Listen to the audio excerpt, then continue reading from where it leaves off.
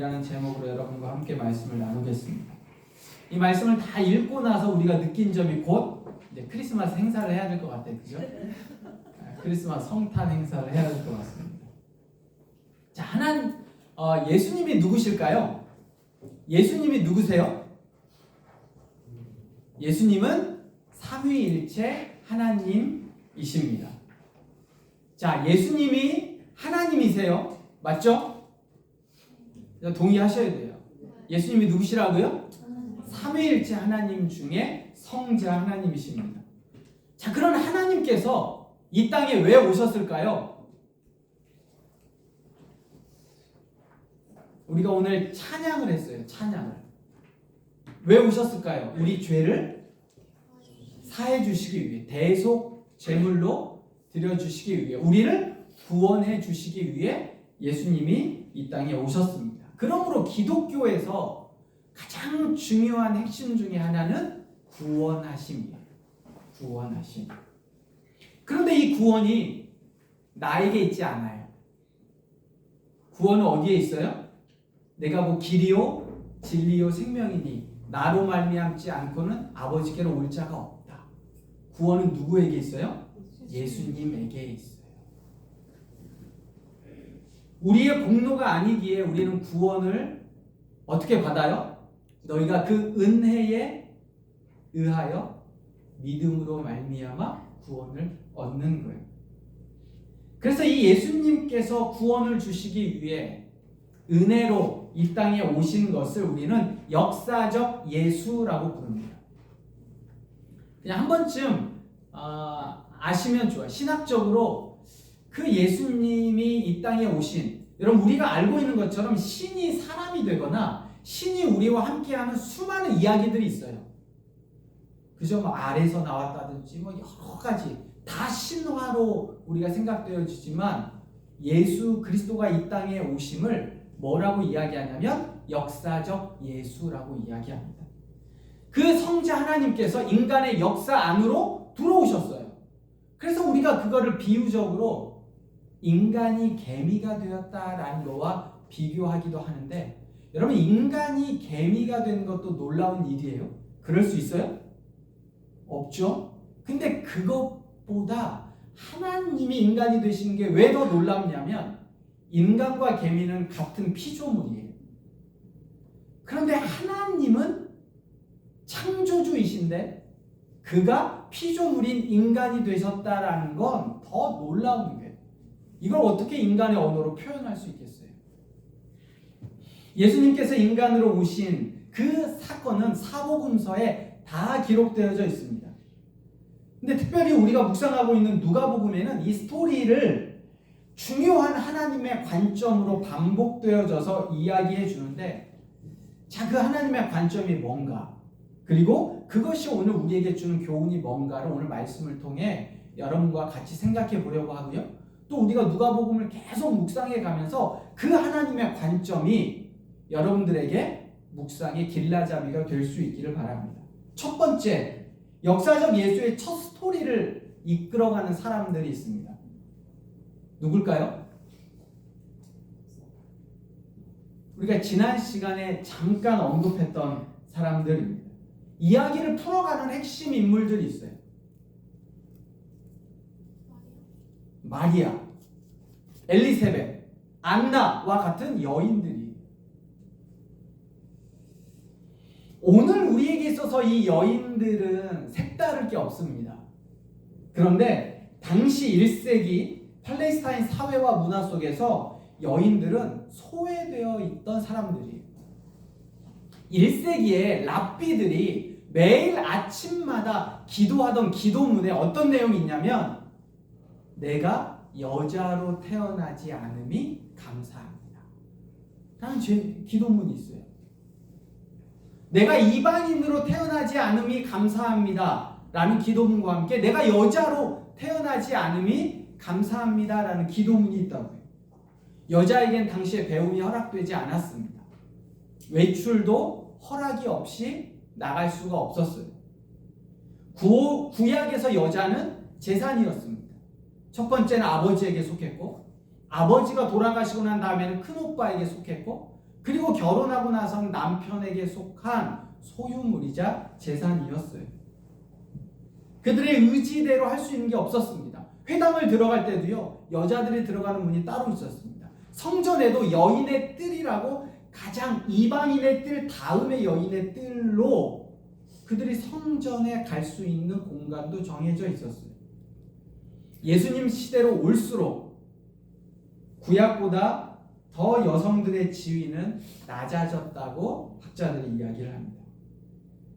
그런 시대 상황 속에서 누가는 예수님의 아버지인 요셉은 등장시키지도 않습니다. 사가랴는 믿음이 없어 벙어리가 되었습니다. 그 상황 속에서 예수님의 탄생에 엘리사벳과 마리아가 주연의 역할을 하며 이야기를 끌고 갑니다. 특별히 누가복음 1장 46절에서 56절을 한번 보면 마리아의 찬가라는 노래가 있습니다. 이 마리아의 찬가는요, 구약의 어떤 노래와 굉장히 유사합니다.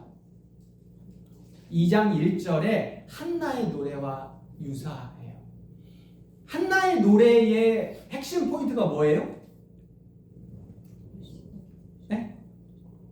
한나의 노래의 핵심 포인트를 우리가 사무엘상을 묵상하면서 계속해서 반복해서 얘기했어요. 자, 한나의 노래의 핵심 포인트는 뭐예요?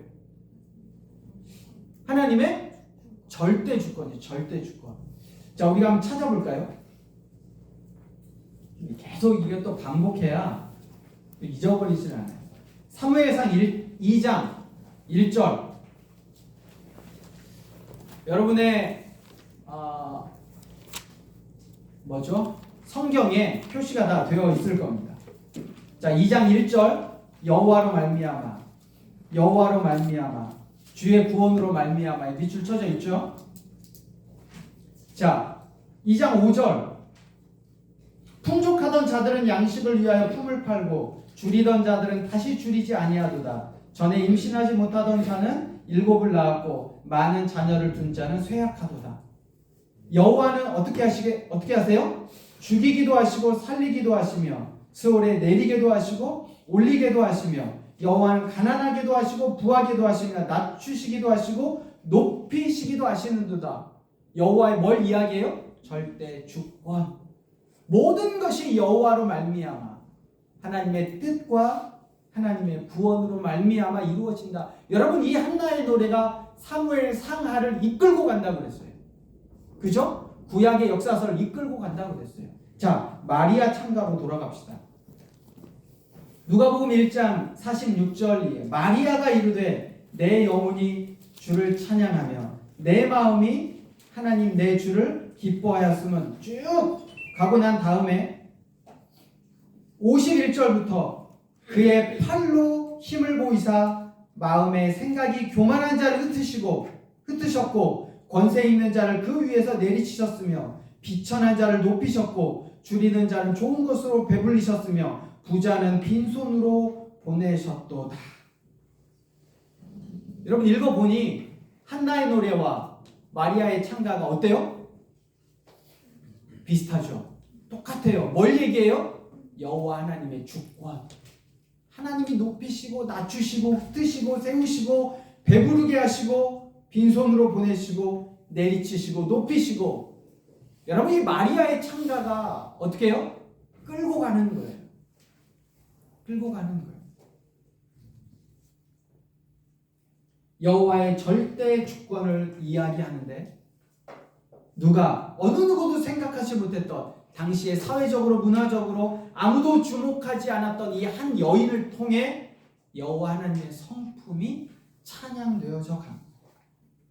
두 번째는 메시아의 탄생을 처음 목도하고 함께 축하해 준 사람들이 누구예요? 누구예요?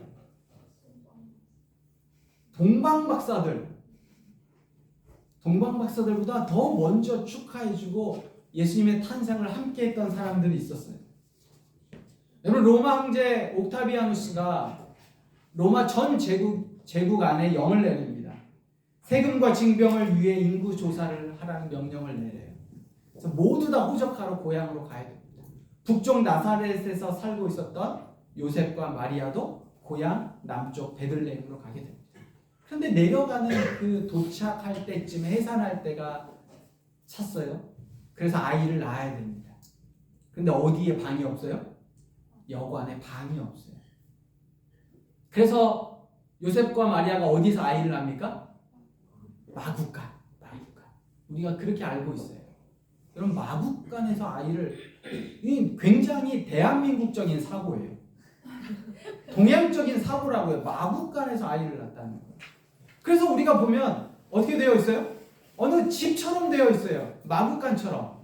집도 있고 막 거기 가지고 그 위에 뭔가 구유도 있고 이렇게 되어 있단 말이죠. 근데 당시 1세기 팔레스타인의 상황은 마구간이라는 게 없어요. 여관 앞 마당이 더 정확한 표현입니다. 예수님이 어디서 태어나셨냐면 마당에서 태어나셨어요. 여관 앞 마당. 어떤 거냐면 1세기에 여관이라고 하는 곳은 부자들만 갈 수 있는 곳이에요.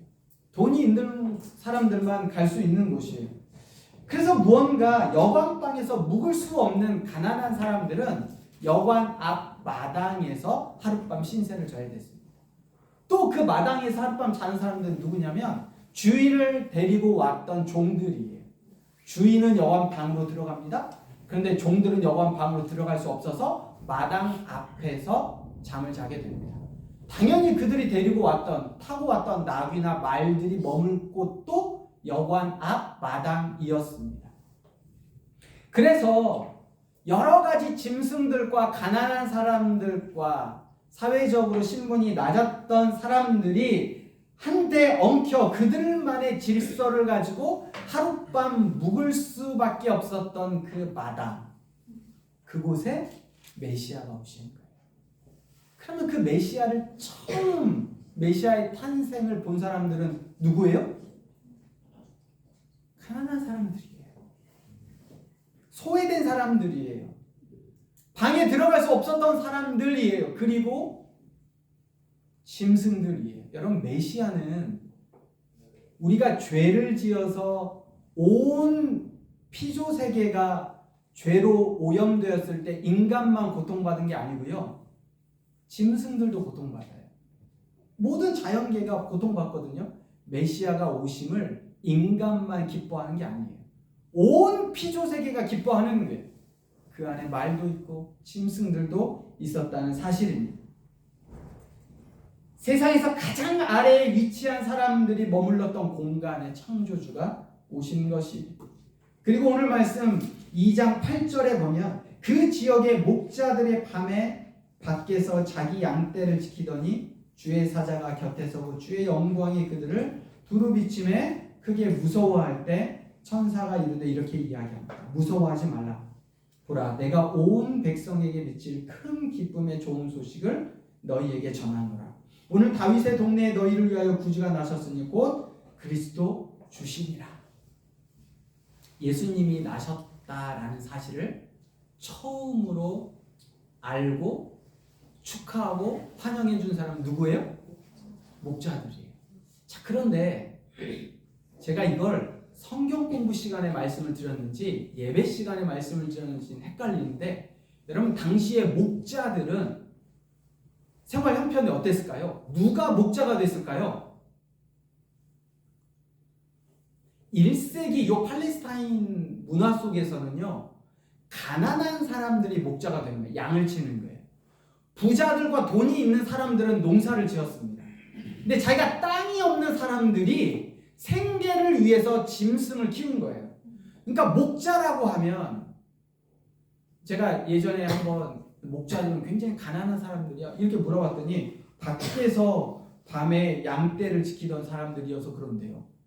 밤에 일하는 사람들이고 밖에서 노동하는 사람들이기 때문에 이렇게 가난하고 불쌍한 사람들이지 않냐라고 얘기하는 건 굉장히 한국적인 사고예요. 한국적인 사고. 당시 문화 속에서는요, 땅이 없는 사람이 짐승을 키우는 거예요. 생계를 유지하기 위해서. 원래 목자들, 원래 양이나 짐승을 키우는 게 훨씬 힘들어요.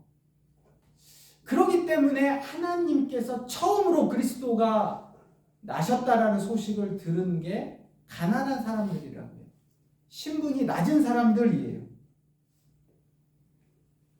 가장 먼저 탄생의 소식을 듣고 축하해 준 사람들은 가난하고 미천한 사람들이었어요.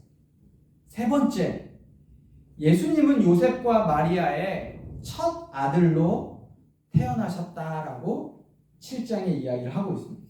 자, 그가 태어난 요셉과 마리아의 가정 형편은 어땠을까요?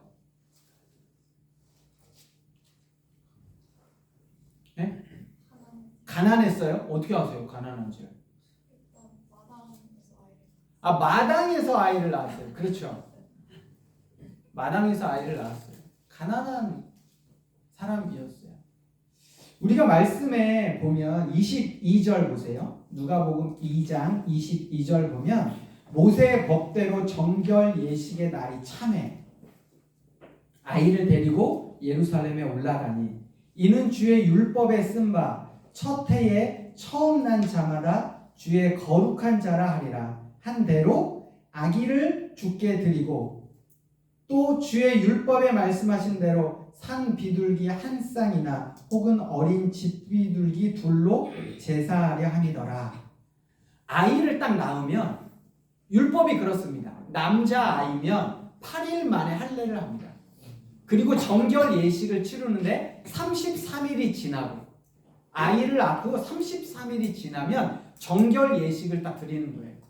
그런데 그때 그 아이를 위해서 제사를 지낼 때 어린 양을 바치라 라고 이야기를 하고 있습니다. 자, 그 내용이 레위기에 나와 있어요. 자, 우리 한번 레위기 12장 6절에서 8절을 한번 찾아보겠습니다. 레위기 12장 6절에서 8절이에요. 우리 이번 주에 창원이가 레위기 12장을 읽었을지 잘 모르겠습니다. 아까 보니 8장까지만 읽고 딱 나가는 것 같은데. 자, 레위기 12장 6절에서 8절을 같이 한번 읽겠습니다.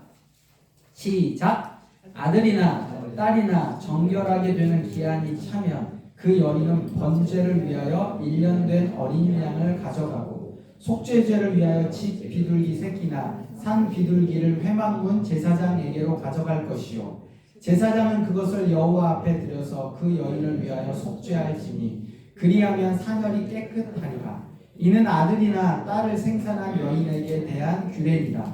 그 여인이 어린 양을 바치기에 힘이 미치지 못하면 산 비둘기 2마리나 집 비둘기 새끼 2마리를 가져다가 하나는 번제물로 하나는 속죄제물로 삼을 것이요 제사장은 그를 위하여 속죄할지니 그가 정결하리라. 아멘. 거기 8절 앞부분에 힘이 미치지 못하면 여기다 밑줄을 그어놓으세요.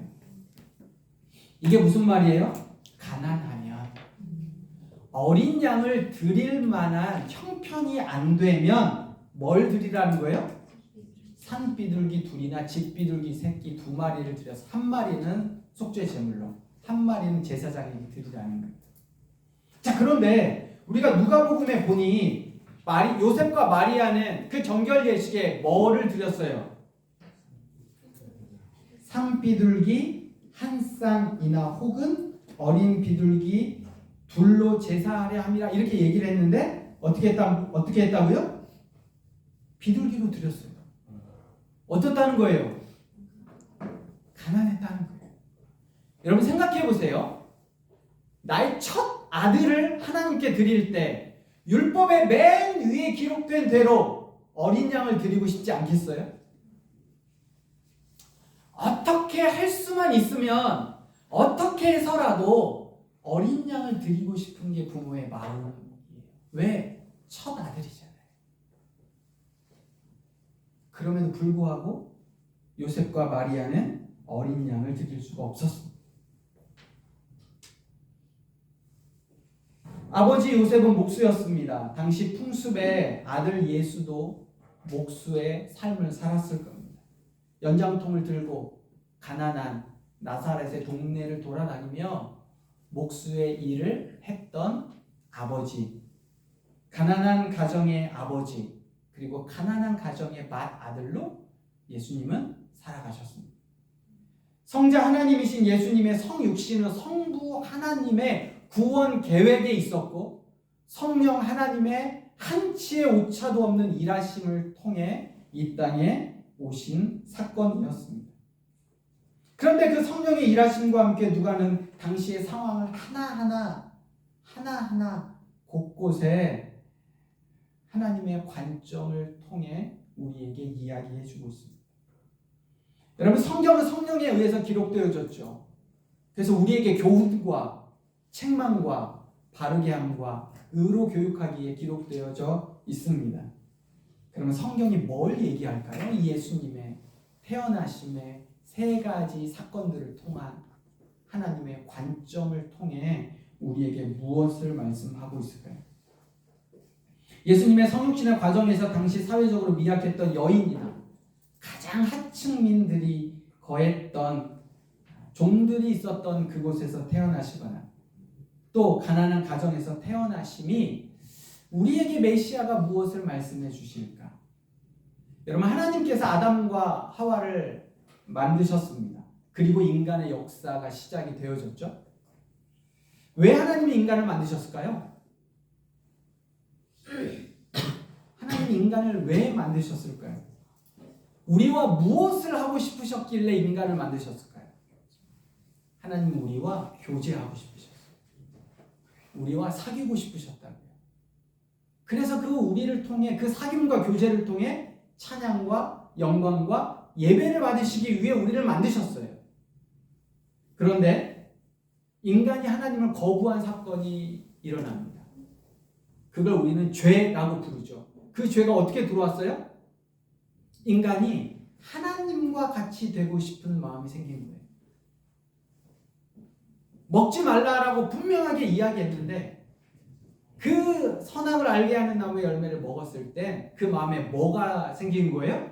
내가 하나님같이 되어 라는 마음이에요. 원래 우리 피조물에게는 정확한 경계가 그어져 있었어요. 창조주와 피조물이 나눠져 있었다고요. 우리의 삶의 주인은 누구예요? 하나님이에요. 내 인생의 주인은 누구예요? 하나님이에요. 하나님은 창조주이시고 우리는 피조물이에요. 하나님은 말씀하시는 자이고 우리는 말씀을 듣고 순종하는 자예요. 분명하게 경계를 만들어 놓으셨다고요. 그런데 우리가 어떻게 하고 싶은 거예요? 그 경계를 허물고 내가 주인이 되고 싶은 거예요. 내가 내 인생의 주인이 되고 싶은 거예요. 내가 내 삶의 주인이 되고 싶은 거예요. 그게 바로 죄예요. 그리고 인간은 그 이후에 끊임없이 죄와 욕심과 욕망에 이끌려 내 삶의 주인으로 살아가는 것이 창세기 3장 이후의 인간의 역사입니다. 여러분, 조성모의 가시나무새라는 노래가 있어요. 요거를 아시는 분은 연식이 조금 되시는 분이에요.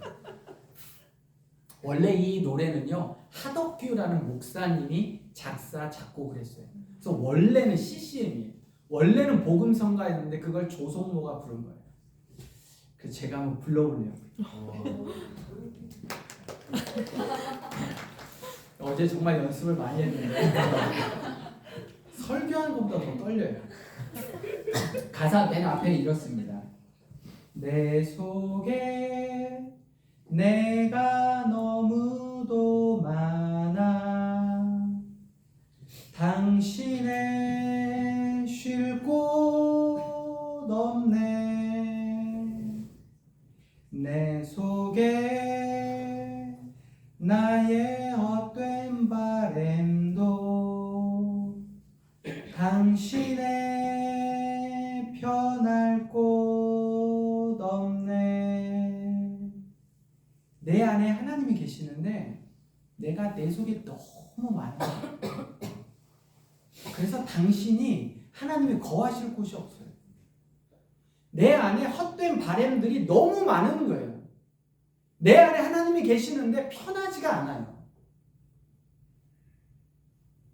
예수님은 왜 여인들, 목자들, 소외되고 가난한 자들, 세리와 병자들에게 가셨을까? 당시에 부한 사람들도 있었고 정치적으로 종교적으로도 지도층들이 많았어요. 왜 그들에게 가시지 않았을까? 아니요. 가셨죠. 그런데 그들이 거부를 했어요. 왜요? 내 속에 내가 너무 많아요. 예수님을 두고 싶지가 않아요. 그러면 내가 포기해야 될 게 너무 많은 거예요. 지금까지 쌓아 올라왔던 것들이 있는데 예수님 때문에 그것을 다 포기하고 내려놓아야 되는 상황이 그들은 싫은 거예요. 할 수가 없는 거예요. 그래서 그들을 거부했어요. 내가 주인 되어 사는 사람에게 누군가가 주인 되겠다고 하면 싫은 거라고요. 그게 메시아여도 마찬가지예요.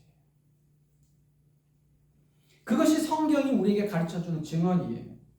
그런데 소외된 자, 가난한 자,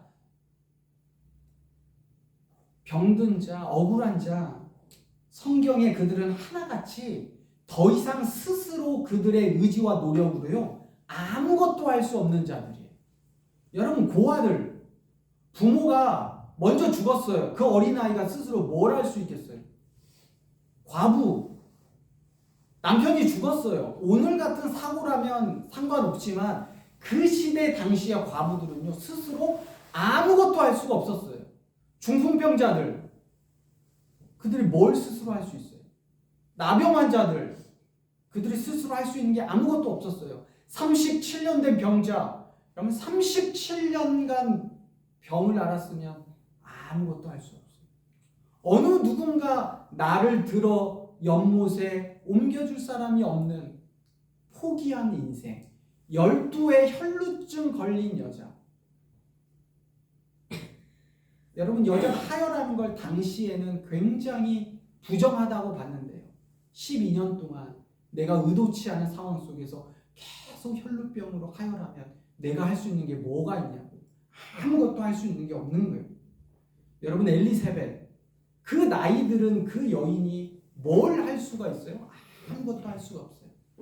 여러분, 마리아, 남자를 모르는 여인이 임신을 했는데 뭐라고 설명을 할 거예요? 뭐라고 설명을 하고 변명을 하냐고요? 아무것도 그들 스스로 할 수 있는 게 없어요. 나인성 과부의 아들의 죽음. 여러분, 과부가 아무것도 할 수 없는데 그에게 유일한 희망인 아들이 죽었어요. 뭘 할 수 있어요, 이 엄마가? 아무것도 할 수가 없어요. 그때 주님을 선명하게 볼 수 있는 거예요. 내가 아무것도 할 수 없을 때 그때 주님이 보이는 거예요. 여러분, 내 스스로 무언가를 할 수 있다고 할 땐 주님이 보이지 않아요. 내 노력으로 무언가 할 수 있다고 할 땐 주님을 의지하지 않는다니까요. 바리새인, 사두개인, 서기관들, 그들이 보지 못했던 주님. 왜요? 그들은 그들 스스로가 무엇을 할 수 있다고 생각했어요. 그런데 다윗의 자손 예수여, 나를 불쌍히 여겨 주옵소서. 그들 앞에 메시아는 선명히 보일 수 있었습니다. 말씀을 정리합니다. 오늘 우리의 인생의 주인이 누구냐를 여러분 물어보셔요. 오늘 우리의 인생의 주인이 다들 각자 스스로라면 여러분, 내가 할 일이 너무 많습니다. 오늘 나는 너무 바빠요. 그래서 주님을 만날 시간이 없습니다. 기도할 시간도 없고 큐티할 시간도 없고 말씀 볼 시간도 없어요. 주님이 날 만나시려면 내 스케줄에 비어있을 때 주님이 연락하셔야 돼요. 주님이 몇 번이나 만나자고 이야기를 하매 간신히 약속을 잡아도요, 또 중요한 일정이 생기면 언제 그랬냐는 듯 주님은 그 약속에서 뒤로 밀리셔야 됩니다. 또한 주님은 내 형편을 알고 계시나? 내 곁에 계시나? 내 어려운 상황에 기도를 듣고 계시나? 나의 원함을 알고는 계시나? 우리가 때로는 주님 앞에 원망할 때가 있어요. 나를 도와주시지 않아. 나에게 관심이 없으셔. 여전히 주님이 주인이 아니에요. 왜냐하면 내 스타일과 내 방식이 있는데 그 내 스타일과 내 방식대로 주님이 움직여 주시지 않는 거예요. 내 기도는요, 내가 원하는, 내가 주인 되어서 하는 기도예요. 그런데 주님이 그 기도에 응답하시지 않아. 들어주시지 않아. 어쨌든 내가 노력하는데 왜 주님은 내 노력에 귀를 기울이시지 않지? 여러분, 주님이 다시 오시면 우리가 주님을 알아볼 수 있을까요?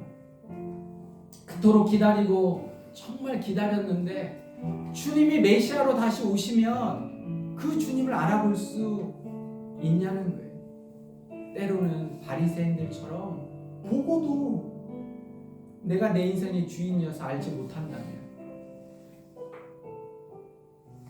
하나님께서 세상을 바라보시는 관점으로 여러분도 동일하게 세상을 바라보기를 소망합니다. 하나님께서 사람들을 바라보시는 그 관점으로 여러분도 사람들을 바라보시기를 소망합니다. 하나님께서 여러분 각자를 바라보시는 그 관점으로 여러분도 여러분 자신을 바라보시기를 소망합니다. 하나님은 가난한 자를 그렇게 보시지 않았어요. 그런데 우리는 가난한 자를 어떻게 보는지, 하나님은 나를 그렇게 보시지 않는데 나는 왜 나를 그렇게 보는지.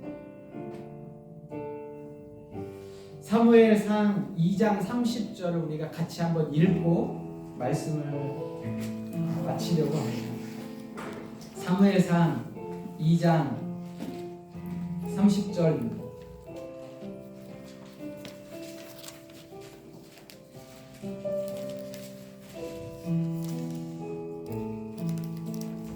여기에다 밑줄이 그어져 있어야 되고요. 30절 아랫부분에 존중, 멸시, 경멸에 동그라미가 쳐져 있어야 되고 동그라미를 치셔야 됩니다. 2장 30절 같이 읽습니다. 시작. 그러므로 이스라엘의 하나님 나 여호와가 말하노라.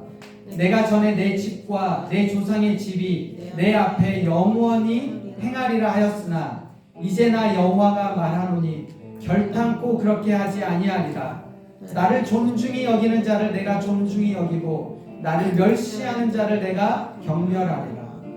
나를 존중히 여기는 자를 내가 존중히 여기고 나를 멸시하는 자를 내가 경멸하리라. 여러분, 계속된 누가복음을 묵상하면서 이 말씀이 여러분의 말씀이 되길 바랍니다.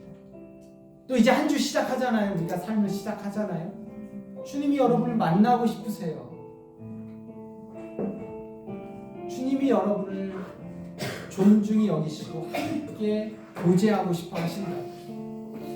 그럴 때 계속 이런 말을 쓰기 설교 시간에 그렇지만 쌩까시면 되겠어요. 계속 만나자고 하는데 쌩까시면 되겠네요. 여러분, 제일 기분 나쁜 게 뭐예요? 카톡에. 에? 그죠? 왜 계속 그러시냐고요? 만나시기 바랍니다. 사귐이 있으시기 바랍니다. 우리가 이 시간 함께 아버지 당신의 마음이 찬양하며 하나님의 관점이 나의 관점이 되기를 소망합니다.